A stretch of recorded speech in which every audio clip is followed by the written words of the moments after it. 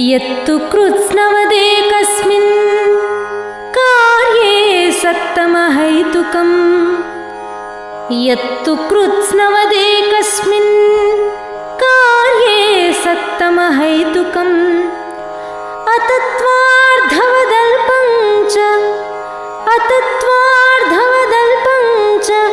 तत्तामसमुदाहृतम्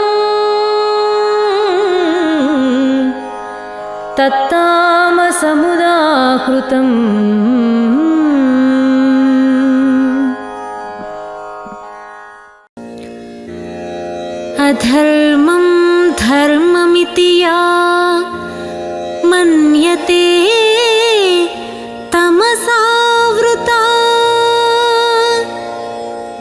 अधर्मं धर्ममिति या मन्यते तमसावृता सर्वार्थान् विपरीताश्च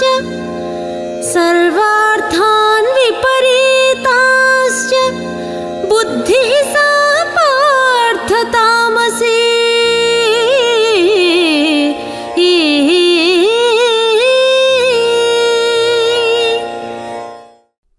ఓం శాంతి. శ్రీమద్ భగవద్గీత తత్వాభిలాషులందరికీ నమస్సుమాంజలి. భగవాను వాచ తమసోమా జ్యోతిర్గమయ. ఈ కార్యక్రమానికి పునః స్వాగతం, సుస్వాగతం. ముందుగా అందరికీ ఒక సవినయ విన్నపము. మేము పదే పదే మీ అందరి దృష్టికి తీసుకుని వస్తున్నట్లు గీతాభిలాషులు, జిజ్ఞాసులు మరియు భక్తులలో ఎవరైతే భగవంతుడి ప్రాప్తి మరియు అనుభూతి ఖచ్చితముగా చేసుకోవాలి అన్న దృఢ నిశ్చయముతో ఉంటారో వారు గీతలోని 574 భగవానువాచ శ్లోకాల రూపంలో సాక్షాత్తు భగవంతుడి ద్వారా బహిర్గతము కాబడిన జ్ఞానాన్ని 100కి 100 పాళ్ళు సత్యము, తర్కము మరియు ఇంగిత జ్ఞానము, దీనిని ఇంగ్లీష్లో ట్రూత్, లాజిక్ మరియు కామన్ సెన్స్ అంటారు. దీని ఆధారంగా అర్థం చేసుకోవడం తప్పనిసరి. అప్పుడే గీతలో దాగి ఉన్న లోతైన తత్వము గ్రహించగలుగుతారు. ఈ సందర్భంగా ప్రతి ఒక్కరూ భగవంతుడిని ప్రాప్తి మరియు అనుభూతి చేసుకునే విషయంలో గీతలో వెల్లడి చేసిన 2 నిగూఢ సత్యాలను గీతాభిలాషులు ఎట్టి పరిస్థితిలోనూ విస్మరించకూడదు. ఏమిటండి అవి? మొదటి సత్యము 9వ అధ్యాయంలోని 11వ శ్లోకములో అవజానంతి మాం మూఢా అన్న పంక్తి ద్వారా సాక్షాత్తు భగవంతుడే మూఢత్వములో నడిచేవారు నన్ను ఎప్పటికీ ప్రాప్తి చేసుకోలేరు అని ఖరాఖండిగా తెలియజేయడం జరిగింది. రెండవ సత్యము 18వ అధ్యాయంలోని 22వ శ్లోకము. ఇందులో అహైతుకం అతత్వార్థం అల్పం తత్తామసముదాహృతం అన్న పంక్తి ద్వారా భగవంతుడే స్వయముగా పూర్తి సాధికారతతో ప్రకటించినట్లు హేతుబద్ధము కానిది అంటే ఇల్లాజికల్ అంటారు, అసత్యము అంటే అన్ట్రూత్ ఆర్ ఫాల్స్హుడ్ అంటారు, మరియు అల్పమైన ఎటువంటి జ్ఞానమైనా తామసిక జ్ఞానముగా పరిగణించబడుతుంది అని సాక్షాత్తు భగవంతుడే ఘంటాపదముగా ప్రకటించడము జరిగింది. ఈ నిగూఢ సత్యాన్ని మేము మీ దృష్టికి అనేక మార్లు తీసుకొని రావడము జరిగింది. ఈ ముఖ్యమైన విషయాలను దృష్టిలో ఉంచుకొని ఈ ఎపిసోడ్లోని మన చర్చను ప్రారంభించుకుందాము. భగవంతుడి సత్యస్వరూపము సాకారమా లేక నిరాకారమా అన్న అంశంపై మనము గత 2 ఎపిసోడ్స్లో చర్చిస్తూ వస్తున్నాము. ఇదే అంశంపై చర్చను ఈ ఎపిసోడు మరియు రాబోయే ఎపిసోడ్లో కొనసాగించబోతున్నాము. ఈ విస్తృత చర్చల ద్వారా కనీసము గీతా తత్వాభిలాషులైన ఈ అంశంపై పూర్తి స్పష్టతను పొందుతారని మేము మనస్ఫూర్తిగా ఆశిస్తున్నాము. ముందుగా మీ ముందు మేము 3 ప్రశ్నలను ఉంచుతున్నాము, గమనించండి. మొదటి ప్రశ్న: వర్తమాన సమయములో ఆధ్యాత్మిక మరియు ధార్మిక జగత్తులో మనుషులు భగవంతుడి సత్యస్వరూపము సాకారమా లేక నిరాకారమా అన్న సందిగ్ధములో పడడానికి ఏదైనా బలమైన కారణం ఉన్నదా? రెండవ ప్రశ్న: ఈ సందిగ్ధ పరిస్థితిని అధిగమించే ఉపాయము సత్యత మరియు తర్కము ఆధారముగా వర్తమాన మనుషులకు అందుబాటులోనున్న ఏ గ్రంథము లేక ఏ శాస్త్రము బహిర్గతము చేస్తుంది. మూడవ ప్రశ్న, గీతా ప్రేమికులు, గీతా ప్రచారకులు, జిజ్ఞాసులు మరియు భక్తులు ఈ విషయంపై సత్యాసత్యాల నిర్ధారణ ఇప్పటి వరకు చేయకపోవడానికి కారణం ఏమిటి? ఈ ప్రశ్నలకు ఖచ్చితమైన సమాధానాలు శ్రీమద్ భగవద్గీతను తత్వజ్ఞాన కోణములో అర్థము చేసుకున్నప్పుడు మాత్రమే లభిస్తాయి. వాటిని అర్థము చేసుకునే ప్రయత్నము చేద్దాం. భగవంతుడి సత్యస్వరూపము సాకారము లేక నిరాకారముగా భావించడానికి ఏకైక కారణము గీతలోని 11వ అధ్యాయమైన విశ్వరూప దర్శన యోగములో బహిర్గతము కాబడిన విధముగా అర్జునుడికి భగవంతుడు చేయించిన 2 సాక్షాత్కారాలు. మొదటి సాక్షాత్కారము కేవలము ఆత్మనేత్రము అంటే జ్ఞాననేత్రము లేక బుద్ధి నేత్రము లేక 3వ నేత్రముతో మాత్రమే అనుభవం చేసుకోగలిగే షడ్గుణైశ్వర్య అలౌకిక నిర్గుణ నిరాకార అఖండ జ్యోతిర్బిందు స్వరూపము కాగా, రెండవది భౌతిక నేత్రాలతో చూడగలిగే శంఖ చక్ర గదా పద్మముతో కూడిన సగుణ సాకార చతుర్భుజ విష్ణుమూర్తి స్వరూపము. ఇప్పుడు తత్వాభిలాషులు గమనించవలసిన అతి ముఖ్యమైన, అతి గోప్యమైన మరియు అతి గంభీరమైన విషయం ఏమిటంటే, సాక్షాత్తు భగవంతుడే ఈ 2 సాక్షాత్కారాలు చేయించడానికి కారణమైనప్పుడు వారి సత్యస్వరూపాన్ని నిర్ధారించే విషయంలో నెలకొని ఉన్న గందరగోళ పరిస్థితిని చక్కదిద్దే బాధ్యతను ఖచ్చితముగా భగవంతుడే వహిస్తారు అని భావించడములో ఎటువంటి అతిశయోక్తి లేదు. ఈ బాధ్యతను భగవంతుడు ఏ విధముగా నిర్వహించడము జరిగిందో మనము విపులముగా చర్చించబోతున్నాము. మేము పదే పదే తెలియచేస్తున్నట్లు బుద్ధినేత్రాన్ని జాగృతి చేసుకుంటే విషయము సులభముగా స్పష్టమవుతుంది. గత 2 ఎపిసోడ్స్లోని చర్చలలో భగవంతుడి సత్యస్వరూపము సాకారము అని భావించేవారు ఖచ్చితముగా అమలుపరచవలసిన 11 నియమ నిబంధనలను ఏవైతే సాక్షాత్తు భగవంతుడే 12వ అధ్యాయంలోని 2వ శ్లోకము, 11వ అధ్యాయంలోని 54 మరియు 55 శ్లోకాలలో వెల్లడి చేయడం జరిగిందో వాటిని కూలంకషంగా చర్చించడం జరిగింది. భగవంతుడి సత్యస్వరూపము నిరాకారమైనట్లయితే దానికి తగిన సాక్ష్యాధారాలు గీతలో వెల్లడి చేయడం జరిగిందా?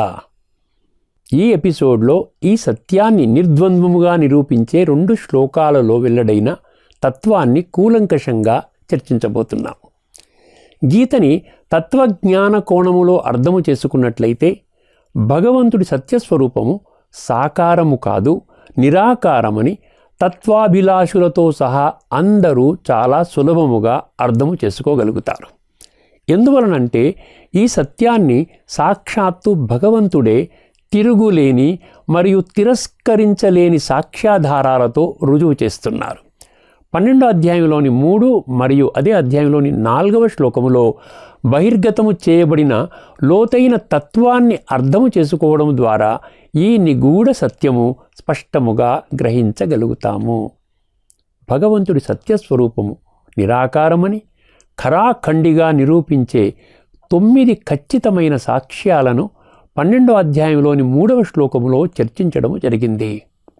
ఎవరైతే ఈ నిగూఢ సత్యాన్ని స్పష్టముగా గ్రహించి నిరాకార స్వరూపములోనున్న భగవంతుడి యొక్క సంపూర్ణ పరిచయము, ప్రాప్తి మరియు అనుభూతి పొందాలి అన్న దృఢ నిశ్చయముతో ఉన్నారో వారు 12వ అధ్యాయంలోని 4వ శ్లోకములో బహిర్గతము చేయబడిన 3 నియమ నిబంధనలను ఖచ్చితముగా అమలుపరచవలసి ఉంటుంది.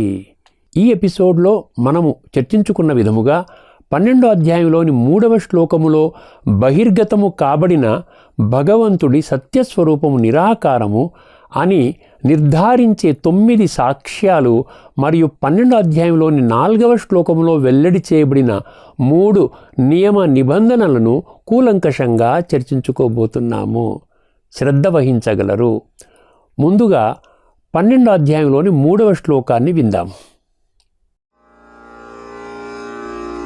ये त्वक्षरमनिर्देश्यं अव्यक्तं पर्युपासते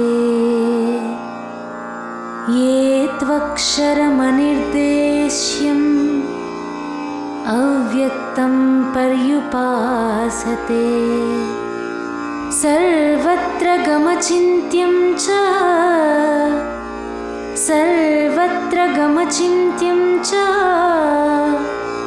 कूटस्थमचलं ध्रुवम् सर्वत्र गमचिन्त्यं च कूटस्थमचलं ध्रुवम्. ఇప్పుడు ఈ శ్లోకములో పదాల అర్థాన్ని తెలుసుకుందాం.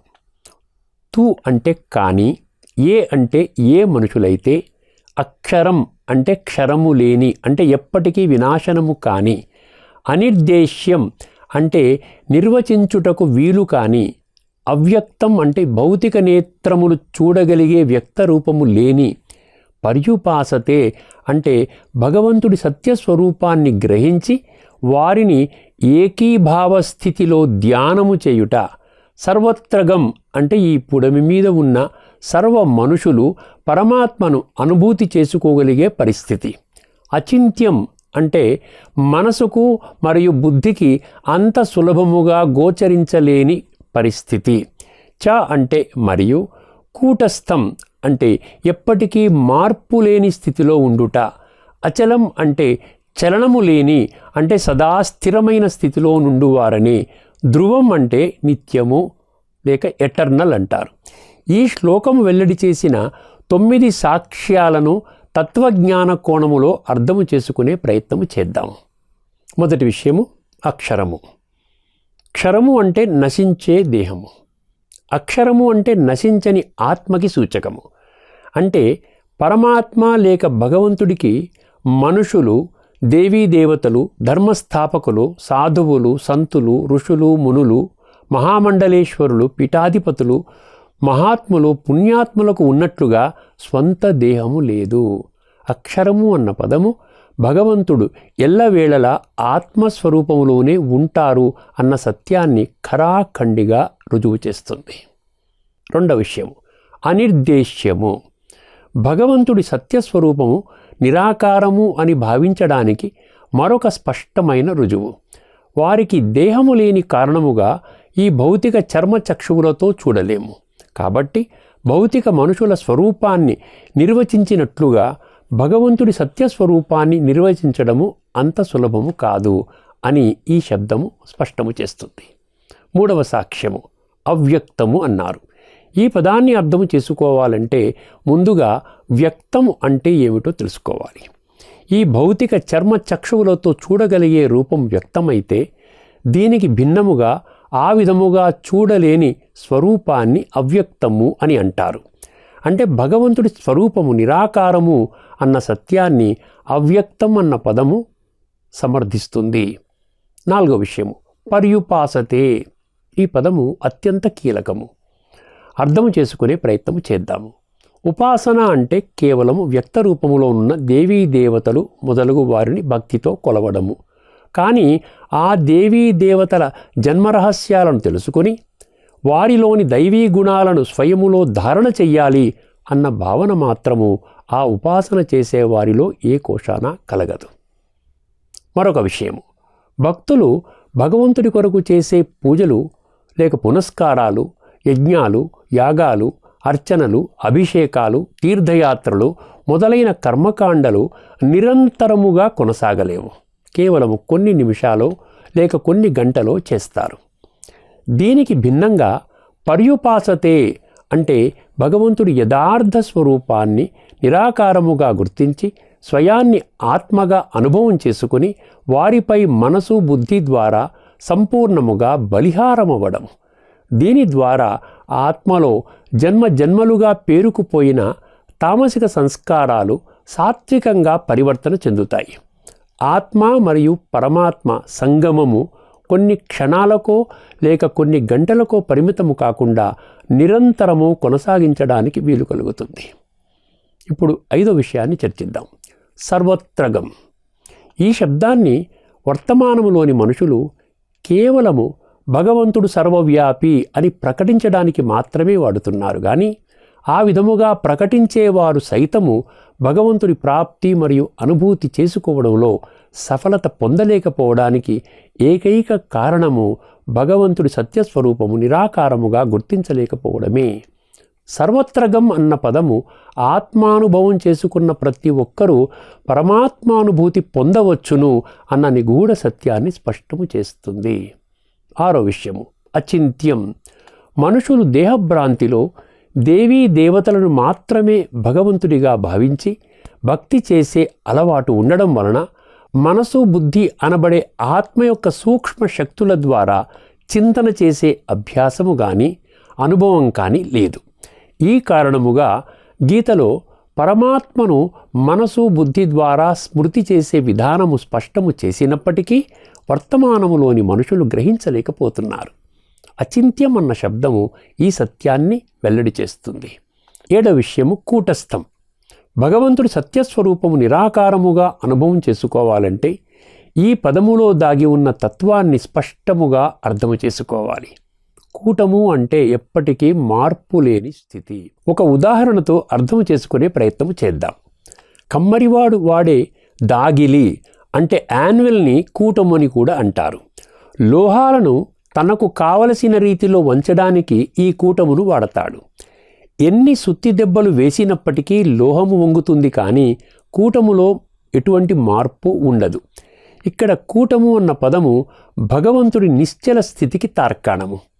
అంటే భగవంతుడి సంతానమైన 800 కోట్ల మనుషుల స్వభావ సంస్కారాలలో మార్పు ఉంటుంది కానీ భగవంతుడి స్థితిలో ఎన్నటికీ మార్పు ఉండదు. వారు సదా ఆత్మిక స్థితిలోనే ఉంటారు కాబట్టి కేవలము వారిని మాత్రమే పరమాత్మ అని అనవలసి ఉంటుంది. ఇక్కడ మరొక ముఖ్యమైన విషయాన్ని అర్థము చేసుకోవాలి. మనం ఇదివరకే చర్చించిన విధముగా నిరాకార స్వరూపములోనున్న ఒక్క పరమాత్మ తప్ప సాకారములోనున్న ప్రతి ఒక్కరూ త్రిగుణాల ప్రభావంలోకి వస్తారు. అందువలననే ఒక్క పరమాత్మని మాత్రమే త్రిగుణాతీతులు అని అనడము జరుగుతుంది. 8వ విషయము అచలం. శరీరం వినాశీ మరియు ఆత్మ అవినాశీ అన్న సత్యాన్ని ఇప్పటికే మీరు స్పష్టముగా అర్థము చేసుకొని ఉంటారు. ఈ కారణముగా ఈ సృష్టి లేక కాలచక్రములో 800 కోట్ల మనుష్యాత్మలు ఒక శరీరాన్ని విడిచి మరొక శరీరము తీసుకుంటూ తమ విద్యుక్త పాత్రను ఈ సృష్టి నాటక రంగంపై అభినయిస్తూ ఉండగా కేవలము పరమాత్మ మాత్రమే సృష్టి చక్రము అంటే జనన మరణ చక్రము ఆవల ఉండటం వలన వారు ఎల్లప్పుడూ అచలముగా అంటే చలనము లేని స్థితిలో ఉంటారు. 9వ విషయం ధ్రువం. ఈ శబ్దము కూడా భగవంతుడి శాశ్వత లేక స్థిరమైన స్థితికి సూచకము. ఈ చర్చ ద్వారా ఈ శ్లోకం వెల్లడి చేసిన తత్వాన్ని సులభముగా అర్థము చేసుకోవచ్చును. భగవంతుడి సత్యస్వరూపము నిరాకారము అని సాక్షాత్తు భగవంతుడే 9 సాక్ష్యాధారాలను వెల్లడి చేయడం జరిగింది. మొదటిది అక్షరం. భగవంతుడికి వినాశనము కాబడే శరీరము ఉండదు. 2వది అనిర్దేశ్యం. కేవలం ఒక్క భగవంతుడికి మాత్రమే స్వంత శరీరము లేదు కాబట్టి శరీరధారులను వర్ణన చేసినట్లు వారి స్వరూపాన్ని వర్ణించడం అంత సులభము కాదు. 3వది అవ్యక్తం. వారి సత్యస్వరూపము నిరాకారము. 4వది పర్యుపాసతే. భగవంతుడిని మనసు బుద్ధి ద్వారా సంపూర్ణ నిష్ఠతో నిరంతరము ధ్యానము చేసే అభ్యాసము చెయ్యాలి. 5వ విషయం సర్వత్రగం. కేవలం ఆత్మ అనుభవం ద్వారా మాత్రమే పరమాత్మ అనుభూతి జరుగుతుంది. ఇది విశ్వములోని సర్వులకు వర్తిస్తుంది. 6వ విషయము అచింత్యం. మనుషులు దేహభ్రాంతిలో దైహికముగా మాత్రమే భక్తి చేసే అలవాటు ఉండడం వలన మనసు బుద్ధి అనబడే ఆత్మ యొక్క సూక్ష్మ శక్తుల ద్వారా చింతన చేసే విధానము గీతలో స్పష్టము చేసినప్పటికీ వర్తమానములోని మనుషులు గ్రహించలేకపోతున్నారు. 7వ విషయం కూటస్థం. భగవంతుడు సదా ఆత్మిక స్థితిలో ఉంటారు కాబట్టి వారిని మాత్రమే పరమాత్మ అని సంబోధిస్తారు. వారు త్రిగుణాల ప్రభావంలోకి రారు కాబట్టి వారిని త్రిగుణాతీతులు అని కూడా అంటారు. 8వ విషయం అచలం. కేవలము భగవంతుడు ఒక్కరే జననమరణ చక్రము ఆవల ఉంటారు. అందువలన వారు ఎల్లప్పుడూ ఒకే స్థితిలో ఉంటారు. 9వ విషయము ధ్రువం. ఈ శబ్దము భగవంతుడి శాశ్వత స్థితిని తెలియజేస్తుంది. ఇప్పుడు 12వ అధ్యాయంలోని 4వ శ్లోకంలో వెల్లడి కాబడిన 3 నియమ నిబంధనలను అర్థము చేసుకునే ప్రయత్నం చేద్దాము. ముందుగా ఆ శ్లోకాన్ని విందాము. సంనియమ్యేంద్రియగ్రామం సర్వత్ర సమబుద్ధయః. సంనియమ్యేంద్రియగ్రామం సర్వత్ర సమబుద్ధయః. తే ప్రాప్నువంతి మామేవ. తే ప్రాప్నువంతి మామేవ. సర్వభూతహితే రతాః. తే ప్రాప్నువంతి మామేవ. సర్వభూతహితే రతాః. భగవంతుడిని నిరాకార స్వరూపములో ప్రాప్తి మరియు అనుభూతి చేసుకోవడానికి ఈ శ్లోకము వెల్లడించిన 3 నియమ నిబంధనలు లేక షరతులను చర్చించుకుందాము. మొదటి నియమ నిబంధన సంనియమ్యేంద్రియ గ్రామం. భగవంతుడిని నిరాకార స్వరూపములో అనుభూతి పొందాలి అన్న దృఢ విశ్వాసముతో ఉన్నవారు క్షుణ్ణముగా పరిశీలించవలసిన మొదటి నియమం ఇంద్రియ నిగ్రహము. ఇక్కడ ఇంద్రియ గ్రామము అన్న పదము వాడడం జరిగింది. దీని అర్థము స్పష్టముగా గ్రహించాలి. ఇంద్రియ గ్రామము అంటే ఇంద్రియ సముదాయము. ఇందులో కళ్ళు, ముక్కు, చెవులు, నాలుక మరియు చర్మము అనబడే 5 జ్ఞానేంద్రియాలు, వాక్కు, చేతులు, పాదాలు, పాయువు అంటే ఎక్స్క్రీటరీ ఆర్గన్ మరియు ఉపస్థ అంటే రీప్రొడక్టివ్ ఆర్గన్ అనబడే 5 కర్మేంద్రియాలు. ఈ 10 ఇంద్రియాలే కాకుండా 5 ఇంద్రియ విషయాలు ఏమిటండవి? శబ్ద, స్పర్శ, రూప, రస, గంధ. వీటిని 100కి 100 పాళ్ళు నియంత్రణలో ఉంచాలి అని ఈ నిబంధన తెలియజేస్తుంది. ఇప్పటి వరకు ఇవి నియంత్రణలో లేకపోవడానికి గల బలమైన కారణాన్ని అర్థం చేసుకోవాలి. ఇదివరకే చర్చించుకున్నట్లు ఈ పుడమి మీద ఉన్న ప్రతి మనిషి ప్రకృతి, పురుష లేక శరీరము, ఆత్మల కూడిక అన్న ప్రాథమిక ఆధ్యాత్మిక మూల సిద్ధాంతాన్ని ఇప్పటికైనా గ్రహించాలి. ఇంగ్లీష్లో మనుషులను హ్యూమన్ బీయింగ్స్ అంటారు, కానీ హ్యూమన్ బాడీస్ అని అనరు. ప్రకృతి 23 తత్వాలతో కూడి ఉంటుంది. అవి ఏమిటంటే పంచతత్వాలు 5, జ్ఞానేంద్రియాలు 5, కర్మేంద్రియాలు 5, ఇంద్రియ విషయాలు 5 మరియు మనసు, బుద్ధి, సంస్కారాలనబడే ఆత్మ యొక్క 3 సూక్ష్మ శక్తులు. ఈ 23 తత్వాలను సరియైన మార్గంలో నడిపే బాధ్యత ప్రకృతి యొక్క అధిపతి అయిన పురుష అనగా ఆత్మపై ఉంటుంది. వర్తమానములోని మనుషులు సాక్షాత్తు భగవంతుడే వెల్లడి చేసిన ఆత్మజ్ఞానము అంటే నేను ఆత్మను, ఇది నా దేహము అనే ప్రాథమిక ఆధ్యాత్మిక మూల సిద్ధాంతాన్ని తిరస్కరించి 100కి 100 పాళ్ళు దేహభ్రాంతిలో అంటే నేను దేహము అన్న భ్రమలోనే 24 గంటలు మరియు 365 రోజులు గడపడం వలన ఇప్పటి వరకు ఇంద్రియ నిగ్రహము లేక ఇంద్రియ నియంత్రణ జరగలేదు. దాని పర్యవసానమే వర్తమాన సమాజము తమో ప్రధానముగా మారడానికి ప్రధాన కారణము. భగవంతుడి సత్యస్వరూపాన్ని నిరాకారముగా అంగీకరించేవారు ఈ మొట్టమొదటి నియమాన్ని తూచా తప్పకుండా అమలుపరచవలసి ఉంటుంది. ఇప్పుడు 2వ నియమ నిబంధనను చూద్దాం. సర్వత్ర సమబుద్ధయ అన్నారు. భగవంతుడిని నిరాకార స్వరూపములో అనుభవం చేయాలంటే సర్వుల పట్ల సమభావముతో వ్యవహరించాలి అని ఈ పదాలు స్పష్టము చేస్తున్నాయి. వర్తమానములో ఈ భౌతిక ప్రపంచములో రక్త సంబంధీకుల మధ్యనే సమభావము లేని పరిస్థితిని మనం చూస్తున్నాం. అలాంటప్పుడు 800 కోట్ల మనుషులు కులము, మతము, జాతి, వర్ణము, వర్గము, లింగము భాష, దేశము, ధనికుడు, పేదవాడు, అందగాడు, అందవిహీనుడు ఇలాగా అనేక రకాలుగా విభజింపబడి ఉన్న వారి పట్ల సమభావంతో జీవించడం ఎలాగ సాధ్యపడుతుంది అన్న ప్రశ్న సహజముగానే ఉత్పన్నమవుతుంది. అందరూ బాగుండాలి, అందులో నేనుండాలి అన్న భావన కేవలం ఆత్మజ్ఞానము ద్వారా మాత్రమే కలుగుతుంది. ఈ విశ్వములోని మనుషులందరూ వారి మూల స్వరూపములో ఆత్మలు అన్న సత్యాన్ని గుర్తించినప్పుడే అందరూ ఒక్క పరమాత్మ సంతానముగా ఆత్మస్వరూపములో పరస్పరము సోదరులుగా ఒకరినొకరు గౌరవించుకోగలుగుతారు. ఈ విధముగా గౌరవించుకోవడానికి మరొక బలమైన కారణం ఉన్నది.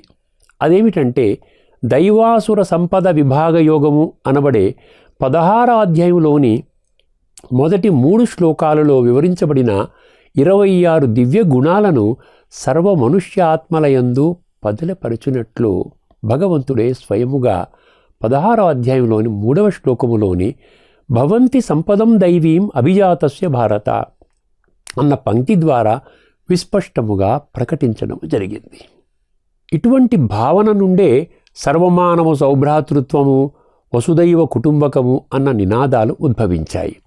భక్తులు తమ ప్రార్థనలలో సర్వే జనాః సుఖినో భవంతు మరియు లోకాః సమస్తాః సుఖినో భవంతు అన్న భావనలను ఈరోజు వరకు కూడా వ్యక్తము చేస్తున్నారంటే ఈ సమభావనయే ప్రధాన కారణము. ఇప్పుడు 3వ నియమ నిబంధనను చూద్దాం. సర్వభూత హితేరత అన్నారు. ఈ నిబంధన ఏమి తెలియజేస్తుందంటే మనసా వాచా కర్మణ ఎవరికి దుఃఖమునివ్వకూడదు. ప్రతి ఒక్కరి హితము కోరాలి. ప్రతి ఒక్కరిలో దివ్య గుణాలను మాత్రమే చూడాలి. అవగుణాలను చూడకూడదు. సర్వుల శ్రేయస్సు కోసం పాటుపడాలి. సర్వే జనాః సుఖినో భవంతు మరియు లోకా సమస్తా సుఖినో భవంతు మొదలైన దైవత్వాన్ని ప్రకటించే భావనలను కేవలం మాటలకే పరిమితం చేయకుండా చేతలలో చూపాలి. తే మామేవ ప్రాప్నువంతి. ఈ పంక్తి మనము సుదీర్ఘంగా చర్చించిన ఈ 3 నియమ నిబంధనలను ఎవరైతే ఆచరణలో పెడతారో కేవలం వారు మాత్రమే భగవంతుడి సత్యస్వరూపాన్ని నిరాకారముగా గుర్తించడమే కాకుండా వారిని ప్రాప్తి మరియు అనుభూతి చేసుకోగలుగుతారు. ఈ చర్చ ద్వారా ఈ శ్లోకము వెల్లడి చేసిన తత్వాన్ని సులభముగా అర్థం చేసుకోవచ్చును.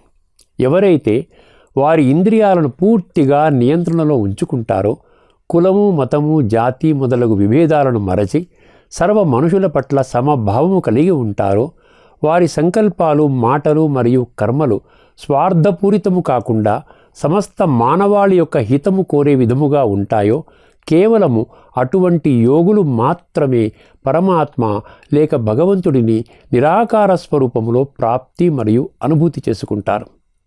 గీతని కేవలము తత్వజ్ఞాన కోణములో అర్థము చేసుకున్నప్పుడు మాత్రమే 3వ అధ్యాయంలోని 21వ శ్లోకములోని యద్యద్ ఆచరతి శ్రేష్ఠ అన్న పంక్తి బహిర్గతము చేసినట్లు భగవంతుడే స్వయముగా బోధించిన ఆ జ్ఞానాన్ని కేవలము పఠన, పారాయణ, శ్రవణ మరియు ప్రచారానికి మాత్రము పరిమితము చేయకుండా ఆచరణలోకి తీసుకుని రావడము ద్వారా జీవితాలను సర్వాంగ సుందరముగా మలచుకోగలుగుతాము. ఈ ఎపిసోడ్తో కలుపుకొని గత 18 ఎపిసోడ్స్లో భగవంతుడి ప్రాప్తి మరియు అనుభూతి చేసుకునే విధానము 23 శ్లోకాలలో ఏ విధముగా వర్ణించబడిందో కూలంకషంగా చర్చించుకున్నాము. ఈ ఎపిసోడ్లోని చర్చని ఇక్కడితో ముగిద్దాము. మనము గత 3 ఎపిసోడ్స్లో భగవంతుడి సత్యస్వరూపం సాకారమా లేక నిరాకారమా అన్న అంశాన్ని విస్తృతముగా చర్చించడం జరిగింది. 12వ అధ్యాయంలోని 2వ శ్లోకము మరియు 11వ అధ్యాయంలోని 54 మరియు అదే అధ్యాయంలోని 55వ శ్లోకములో బహిర్గతము చేయబడినట్లు భగవంతుడిని సాకార రూపములో అనుభవం చేయడానికి సాక్షాత్తు భగవంతుడే విధించిన 11 నియమ నిబంధనలను స్పష్టముగా అర్థము చేసుకున్నాము. అదేవిధముగా భగవంతుడి సత్యస్వరూపము నిరాకారము అని సాక్షాత్తు భగవంతుడే 12వ అధ్యాయంలోని 3 మరియు 12వ అధ్యాయంలోని 4వ శ్లోకములో ఖరాఖండిగా స్పష్టము చేసిన విషయము మరియు వారిని ప్రాప్తి మరియు అనుభూతి చేసుకోవడానికి వారే స్వయముగా విధించిన 3 నియమ నిబంధనలు లేక షరతులను విపులముగా చర్చించుకున్నాము. ఈ రెండింటిలో భగవంతుడిని ఏ స్వరూపములో పొందడము సులభము మరియు ఏ స్వరూపములో పొందడము కఠినము. రాబోయే ఎపిసోడ్లో ఈ విషయాన్ని కూలంకషంగా వివరించబోతున్నాము. భగవంతుడు ప్రాప్తి మరియు అనుభూతి పొందాలని దృఢ నిశ్చయముతో ఉన్న గీతాభిలాషులు, గీతా ప్రచారకులు, జిజ్ఞాసులు మరియు భక్తులు ఈ శ్లోకాలు వెల్లడి చేసిన నిగూఢ సత్యాలను ఎట్టి పరిస్థితిలోనూ తేలికగా తీసుకోకూడదు. మరలా కలుసుకునే వరకు అందరికీ నమస్కారం. లోకా సమస్తా సుఖినో భవంతు. ఓం శాంతి.